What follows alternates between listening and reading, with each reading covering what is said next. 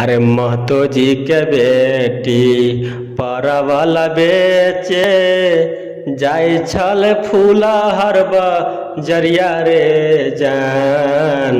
आ गंगरू के छौरा से लड़ल नजरिया आ बन गेलै ओकर में हरिया रे जान। गंगरू के छौरा से लड़ल नजरिया बन गेलै ओकर में हरिया रे जान। गोपालपुर के छौरा के दिल तोड़ देलकै गंगरू में जाके अपन घरवा बसैलकै। गोपालपुर के छौरा के दिल तोड़ देलकै गंगरू में जाके अपन घरवा बसलकै। अब केना रहतौ सुन गे छौरी गुजारी गोपालपुर के सबे अरबा गे जान।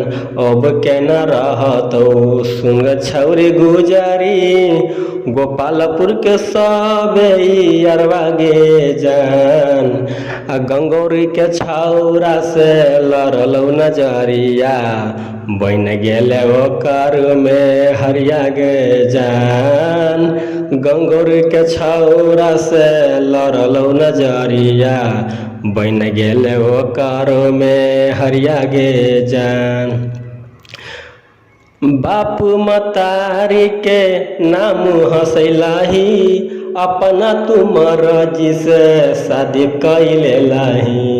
बाप मतारी के नाम हंसैलाही अपना तुमर जी से शादी कले लाही।